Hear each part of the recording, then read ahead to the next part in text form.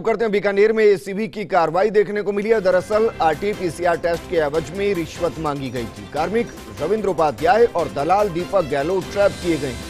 1600 की घूस लेते एसीबी ने दबोचा है। एएसपी रजनीश पूनिया की कार्रवाई देखने को मिली है और डीजी बीएल सोनी के निर्देशन में इस कार्रवाई को अंजाम दिया गया।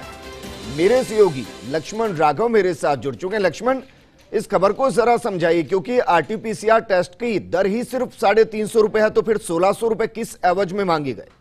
देखिए विजेंद्र, इतना ही नहीं, आप ठीक कह रहे हैं, वो तो निजी लैब्स में है, वैसे तो फ्री में है। यदि सरकारी स्तर पर देखें आप विजेंद्र, तो ये फ्री ऑफ कॉस्ट आरटीपीसीआर होता है और उसका भी 1600 रुपए मांगे जाए तो आप समझ सकते हैं कि हमारे चिकित्सा विभाग में किस तरह से भ्रष्टाचार की दीमक जो है खा रही है सिस्टम को, और शायद तभी कुछ तस्वीरें ऐसी आती हैं जो विचलित करती हैं। पूरे मामले में निश्चित तौर पर एसीबी की तारीफ करनी होगी। जिस तरह की एक छोटा ट्रैप है, लेकिन इसका मैसेज बहुत बड़ा है विजेंद्र। आप समझ रहे हैं, जो इस वक्त कोरोना की चुनौती है, और उस चुनौती में भी कुछ ऐसे लोग हैं, ऐसे घूसखोर लोग हैं जो इस चुनौती में, इस मुश्किल काल में जहां लोग मदद कर रहे हैं वहां रिश्वत ले रहे हैं।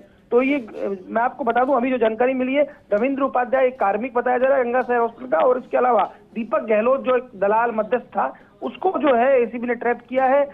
डीजी बीएल सोनी के निर्देशन में एडिशनल एसपी जो है रजनीश पूनिया, उन्होंने इस कार्रवाई को अंजाम दिया है विजेंद्र, और अभी कार्रवाई जारी है। तो यानी कुछ और अपडेट्स भी हम जल्दी शेयर करेंगे। क्योंकि अगर आरटीपीसीआर टेस्ट के लिए 1600 रुपए मांगे जाए, इसका मतलब बात सीधी नहीं है। क्या फर्जी रिपोर्ट यहां बनाई जा रही थी? कईयों की रिपोर्ट बनाई जा रही थी जिनको इधर से उधर मूव करना था?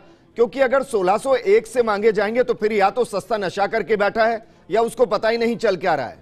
देखिए बिल्कुल विजेंद्र, आप बहुत महत्वपूर्ण सवाल आपने पूछा, और ये सब चीजें जो हैं थोड़ी देर में मुझे लगता है जैसे एसीबी और जांच करेगी और स्पष्ट तौर पर सामने आएगी, तब ये चीजें क्लियर होंगी। क्योंकि अपने आप में चौंकाता है, हैरान करता है कि आप आरटीपीसीआर जो फ्री में होता है या तो सरकारी में, और प्राइवेट में होता है तो उसकी दरें तय हैं, उसके बावजूद इस तरह से जो पैसे लिए जा रहे हैं, और उसमें एसीबी ने कार्रवाई की है। निश्चित तौर पर एसीबी ने भी कहीं ना कहीं प्रशासन की आंख खोलने का काम किया है, और इस पर अब जरूरी है कि पूरी मॉनिटरिंग हो। लेकिन थोड़ी देर में ये सारी चीजें हम कोशिश कर रहे हैं सामने आए, जैसे ही एडिशनल एसपी इस पूरे मामले की जानकारी देंगे। अभी हम एकदम अपडेट दे रहे हैं, अभी ट्रैप हुआ जिसकी हम खबर।